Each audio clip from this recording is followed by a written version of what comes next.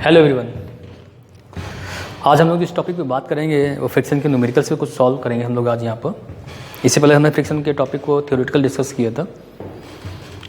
तो यहाँ पर जो न्यूमेरिकल हमको गिवन है वो न्यूमेरिकल का गिवन है कि ये आपका ऑब्जेक्ट है और ऑब्जेक्ट के ऊपर जो फोर्स अप्लाई किया गया है वो क्या है, इंक्लाइन किया गया है।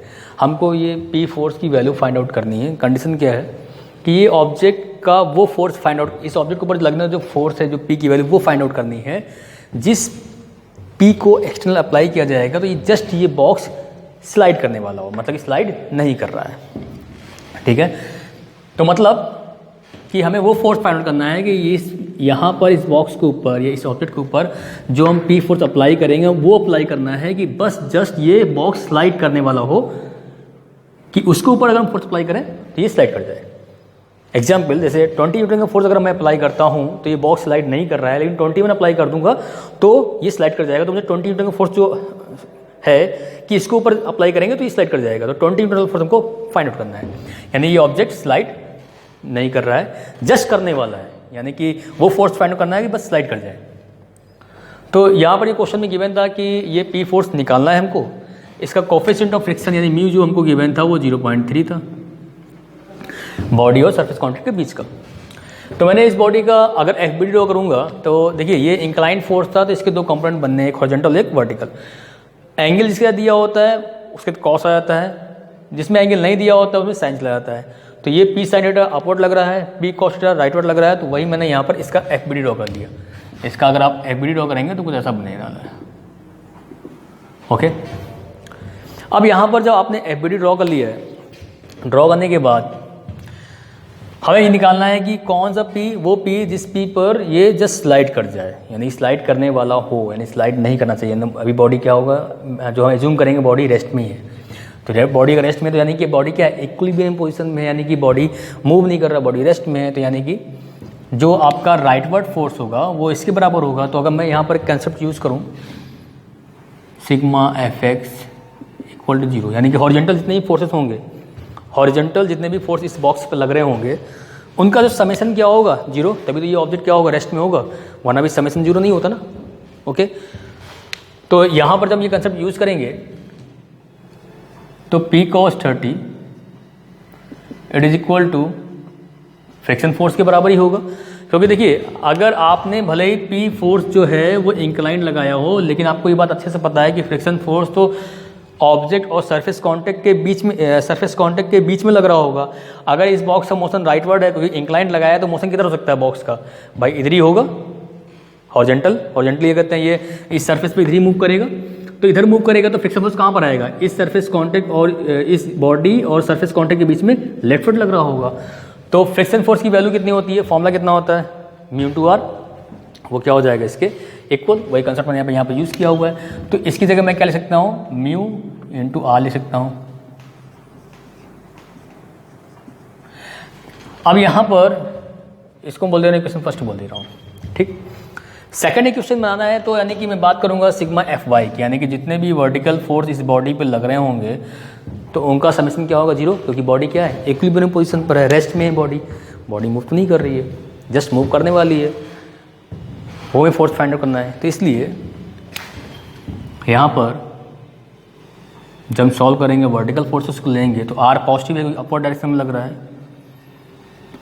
पी साइन 30 ये भी आपका अपवर्ड डायरेक्शन में लग रहा है, माइनस का डब्ल्यू। देखिए आर क्या था, अपवर्ड था, पी साइन 30 भी क्या लग रहा है, अपवर्ड डायरेक्शन में लग रहा है, डब्ल्यू डाउनवर्ड लग रहा है, तो ये नेगेटिव हो जाएगा। अब यहाँ से मैं आर की वैल्यू फाइंड आउट कर ले रहा हूँ, तो आर इक्वल टू कितना हो जाएगा, डब्ल्यू माइनस का पी साइन 30, डब्ल्यू उधर जाएगा तो क्या हो जाएगा, पॉजिटिव हो जाएगा, पी साइन उधर जाएगा क्या, नेगेटिव हो जाएगा। इसको बोल दे रहा हूँ सेकंड इक्वेशन। सेकंड इक्वेशन में जो मैंने आर की वैल्यू फाइंड आउट की है इसको मैं फर्स्ट में पुट कर दे रहा हूँ। तो पी कॉस 30 यहाँ लिख देते हैं, value of R put in equation 1। तो P cos 30 equal to mu multiply by W minus P sine 30 mu दिया हुआ है आपको 0.3, डब्ल्यू दिया हुआ 100 न्यूटन, पी साइन 30, ये हो जाएगा पी कॉस 30। अब 0.3 को जब मल्टीप्लाई करेंगे आप 100 से तो कितना नहीं मिलना है, 30 मिल जाना है, माइनस पी की वैल्यू हमको फाइंड आउट करनी है। तो साइन 30 की वैल्यू कितनी होती है 0.5, तो 0.5 को हम मल्टीप्लाई कर लेते हैं 0.3 से, तो आई थिंक 0.15 ही आएगा, 0.15 पी साइन 30 1/2 हो जाता है, 1/2 को जब मल्टीप्लाई करोगे 0.3 से तो कितना आएगा 15, यानी कि 0.15। पी कॉस 30 की अगर बात करें तो कॉस 30 की वैल्यू निकाल लेते हैं, कितनी आती है 0.866 आएगी, ये हो गया पी के साथ कॉस 30। हमको तो पी की वैल्यू निकालनी थी, तो ऑब्वियस सी बात है इस 0.15 को इधर लेकर आते हैं, तो 0.866 में 0.15 को जब सब्ट्रैक्ट करेंगे तो वैल्यू कितनी मिलनी है हमको 0.716 टाइम्स पी 30। सॉरी, ये तो ऐड हो जाएगा ना, हमने नेगेटिव सब्ट्रैक्ट कर दिया भाई, इधर माइनस से इधर क्या हो जाएगा प्लस हो जाएगा जाके, सॉरी।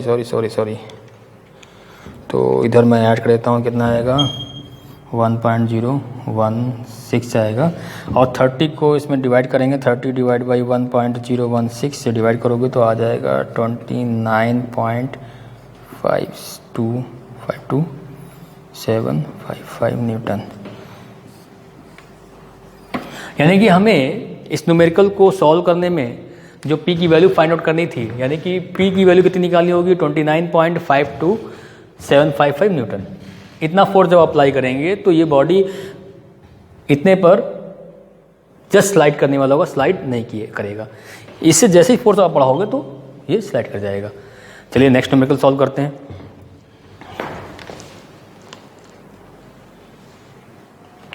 देखिए, A wooden block of weight 50 Newton rests on a horizontal plane. Determine the force required which is acted at an angle of 15 degree to just push it. And coefficient of friction mu between the contact surface, it is equal to 0.4. Comment on the result. आप समझते हैं इस question को, इस question को दो बार पढ़िए। क्या कर रहा है, एक वुडन ब्लॉक है किसी हॉरिजॉन्टल सरफेस पे रखा हुआ है। हॉरिजॉन्टल सरफेस पे रखने के बाद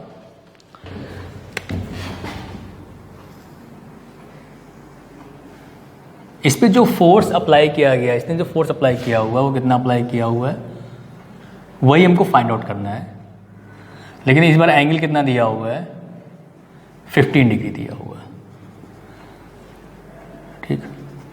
और एक बात बोली हुई है कि इसका जो वेट है, इसका वेट जो वेट दिया हुआ है वुडन ब्लॉक का वो 50 न्यूटन दिया हुआ है, तो यहाँ पर कितना हो जाएगा R हो जाएगा। ये नॉर्मल रिएक्शन हो गया।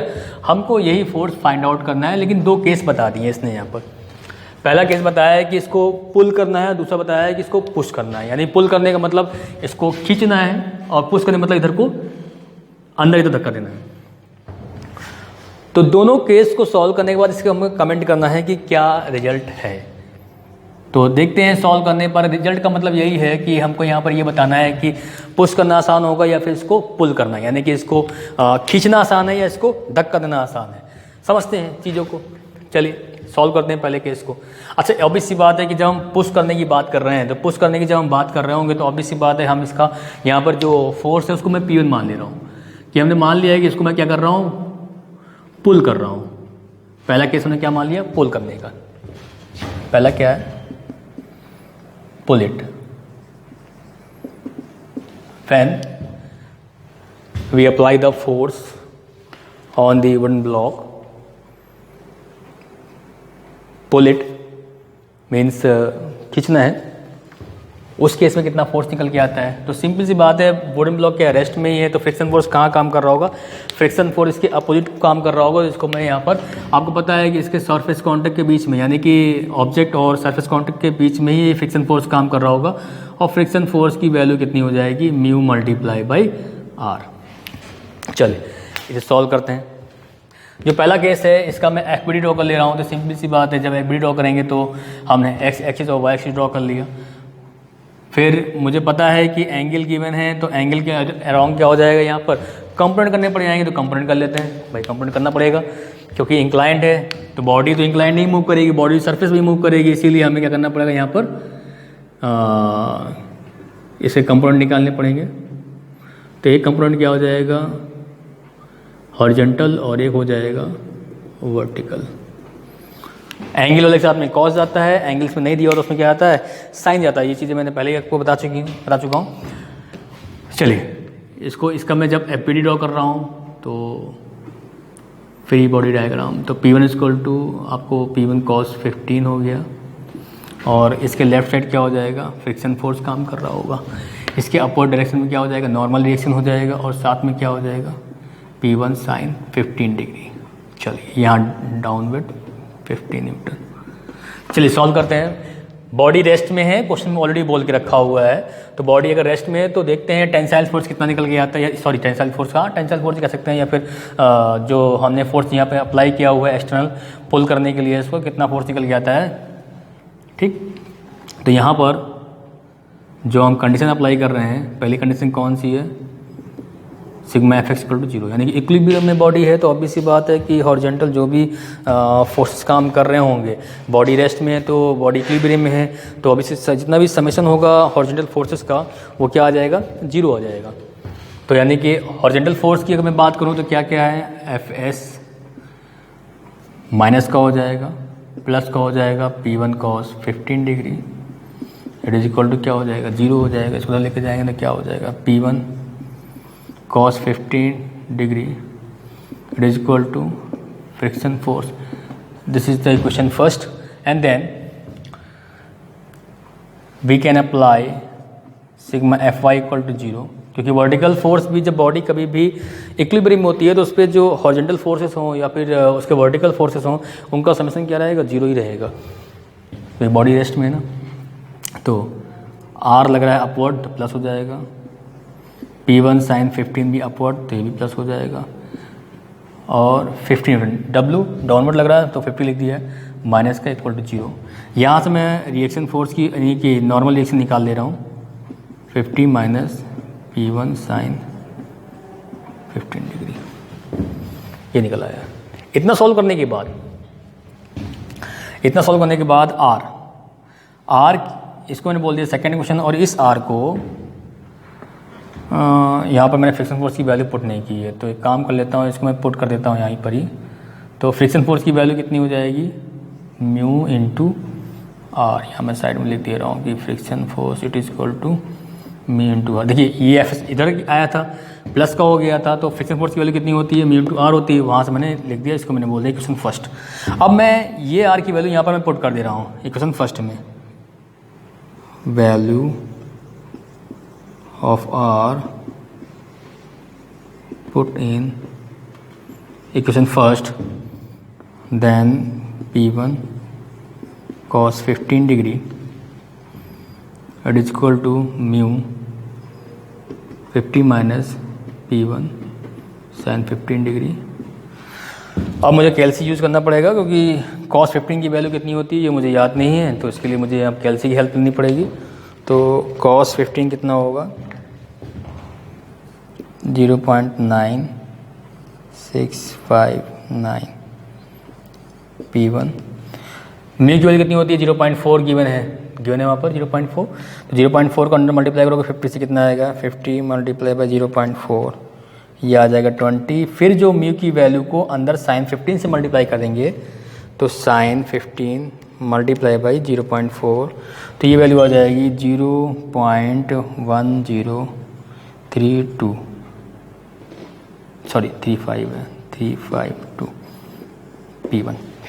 अब सॉल्व कर लीजिए, इसको तो लेकर जाएंगे तो क्या हो जाएगा ऐड हो जाएगा, तो 0.9659 सिंपल मैथमेटिक्स है, तो ये आ जाएगा 1.0694 times P1 it is equal to 20, and then we can determine the value of P1 it is equal 20 divide by 1.0694, then you can divide 1.0694, 20 is divided by 1.0694, तो 18.5 0.7020 ये आपका वैल्यू मिल जाएगा। यानी कि जब आपने पुल करना है तो इतना फोर्स निकल के आ रहा है।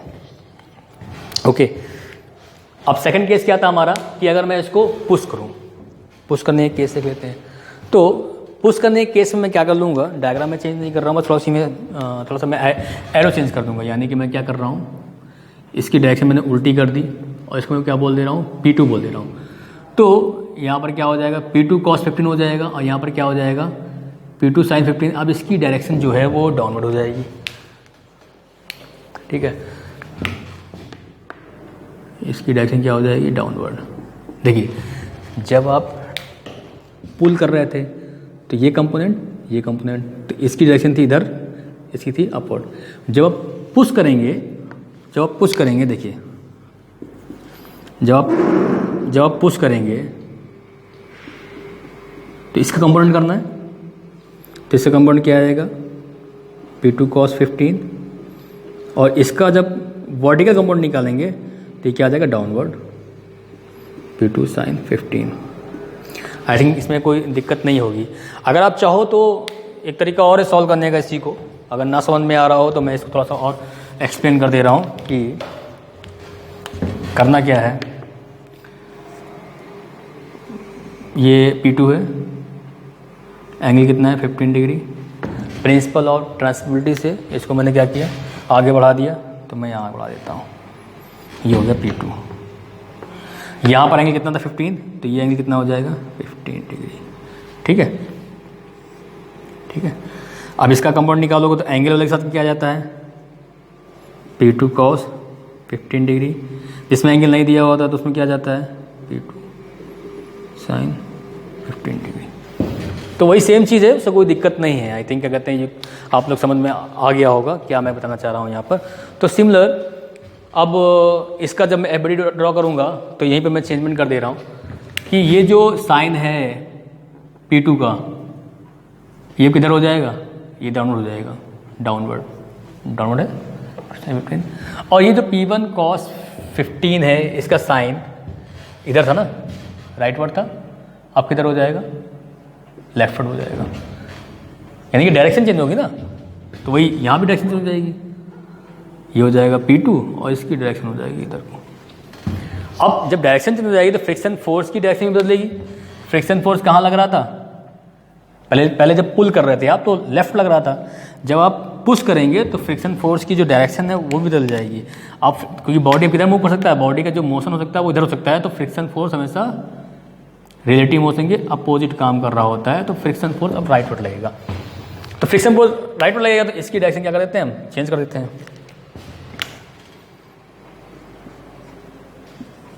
ठीक, तो डायरेक्शन बदल गई बस केवल, और कुछ नहीं, बाकी ये सेम रहेंगी। तो इसको भी सॉल्व कर लेते हैं। तो अब जब सेकंड केस की हम बात कर रहे थे, तो सेकंड केस में जब हम पुश की बात कर रहे हैं कि पुश सीट का केस ले रहे हैं, तो सिग्मा जब आप Fx इक्वल टू 0 करेंगे तो देखिए उसमें कोई दिक्कत नहीं आएगी, वही सेम रहेगा, बस फर्क डायरेक्शन बदल गई। पहले फ्रिक्शन फोर्स लेफ्टवर्ड था, अब राइटवर्ड लग रहा है। पहले P2 cos 15 राइटवर्ड था, अब क्या लग रहा है, लेफ्टवर्ड लग रहा है। तो ये सिंपल वही रहेगा, यानी कि P2 cos 15 ये माइनस का हो जाएगा, ये हो जाएगा प्लस का, इसको तो लेके जाएंगे तो क्या हो जाएगा, P2 cos 15 degree equal to, ये नेगेटिव हो जाएगा तो friction force mu into N. मैंने इसकी वैल्यू पुट कर दी, इधर जाएगा नेगेटिव हो जाएगा ना, और ये नेगेटिव था तो नेगेटिव क्या हो जाएगा, कैंसिल हो जाएगा। तो फाइनली हमें मिला क्या, P2 cos 15 की equal to mu multiply by N. This is the equation first. And then इसके बाद जब हम सॉल्व करेंगे इसी को, तो जब हम sigma Fy equal to 0 put करेंगे तो वर्टिकल फोर्स हमें क्या करना होगा, उनका समेशन 0 पुट करना होगा। तो sigma Fy it is equal to 0, तो वर्टिकल फोर्स देख लेते हैं।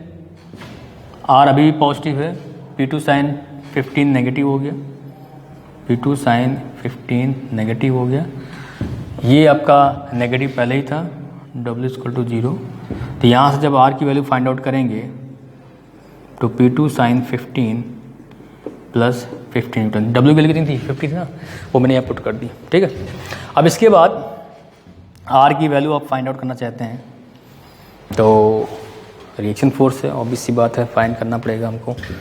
तो रिएक्शन फोर्स की वैल्यू, सॉरी इसको मैं सेकंड इक्वेशन बोल दे रहा हूँ और इस आर की वैल्यू को इस इक्वेशन में पुट कर दे रहा हूँ, ठीक है। नॉर्मल रिएक्शन फोर्स को यहाँ पर आर ले लिया मैंने, म्यू इंटू आर लेना चाहिए था, म्यू ले लिया, आर लेना चाहिए था यहाँ पर, कोई बात नहीं, छोटी मोटी प्रिंटिंग मिस्टेक चलती रहती है। अब यहाँ पर एक मिनट माइक एरिया, अब इसके बाद जब मैं आर की वैल्यू को यहाँ पर पुट करना होगा फर्स्ट इक्वेशन में, सेकंड आर की वैल्यू को मैं फर्स्ट इक्वेशन में पुट कर रहा हूँ, P2 cos 15 equal to mu दिया हुआ था 0.4, आर की वैल्यू कितनी हो जाएगी, P2 sin 15 plus 50, simple sign 15 को मल्टीप्लाई कर लेते हैं 0.54 से, साइन 15 को मल्टीप्लाई कर लिया 0.4 से, कितना वैल्यू मिल जाएगा, 0.10352 प्लस, और ये कितना है, ये P2 है। P2 क्या है, P2 वो फोर्स है, पुश करने वाला फोर्स है, यानी कि पहले जो P1 था वो पुल करने के लिए था, P2 क्या है, पुश करने का फोर्स है। जब पुश करेंगे तो हमने P2 एज्यूम कर लिया था 50 मल्टीप्लाई बाई 0.4,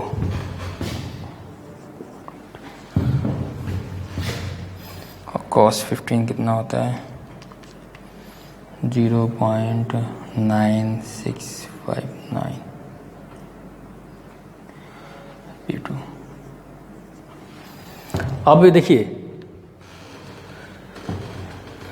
आपने यहाँ मल्टीप्लाई कर लिया, सॉल्व कर लिया, P2 को जल्दी कराएंगे तो वैल्यू सब्ट्रैक्ट करनी पड़ेगी, तो कितना हो जाएगा 0.10352, 0.8624, P2 इक्वल टू 20। जब यहाँ से आप P2 फाइंड आउट कर पाएंगे तो 20 में डिवाइड करना पड़ेगा, 0.8624 तो 23.19109 न्यूटन। समझिए इस बात को, क्या कंसेप्ट कह रहा है यहाँ पर, आई थिंक कुछ क्लियर हुआ होगा, कुछ समझ में आ रहा है। P1 जब हमने पुल किया था उस केस में वैल्यू कितनी आई 18.7020 न्यूटन। जब हम पुश कर रहे हैं तो P2 मान लिया था, इसकी वैल्यू आ रही है 23.19109 न्यूटन। इसका मतलब ये है कि अगर मुझे कमेंट करना है इसके रिजल्ट्स पर कि जब मैं पुल कर रहा हूँ तो मुझे कितना फोर्स अप्लाई करना पड़ा, पुश किया तो मैंने कितना फोर्स अप्लाई किया, तो इन दो चीज़ों को मैं सॉल्व करने के बाद ये कह सकता हूँ कि पुल करना आसान है इन कंपेयर पुल करने में। ये बात यहाँ समझ में आती है कि पुश करने में फोर्स कम लग रहा है, पुश करने में फोर्स ज़्यादा लग रहा है, सेम बॉक्स है, सेम कोफिशिएंट फ्रिक्शन है, सेम बॉडी है, सेम सरफेस है, तो हमने क्या निकाला कि पुल करना आसान है इन कंपेयर पुश करने के, ठीक है। तो यही इसका आंसर हो जाएगा कि पुल करना आसान है, यानी कि पुल करना इस बॉडी को आसान है इन कंपेयर पुश करने के, ये इसका रिजल्ट हो गया। ओके, चलिए दो न्यूमेरिकल सॉल्व करने के बाद थोड़ा सा आपका कॉन्फिडेंस लेवल बड़ा होगा और आके भी हम लोग इसके न्यूमेरिकल करने बहुत बाकी हैं, क्योंकि फ्रिक्शन टॉपिक में वेरिएशन बहुत सारे होते हैं, ठीक है। मिलते हैं लास्ट अगले लेक्चर में, तब तक के लिए थैंक यू। ओके।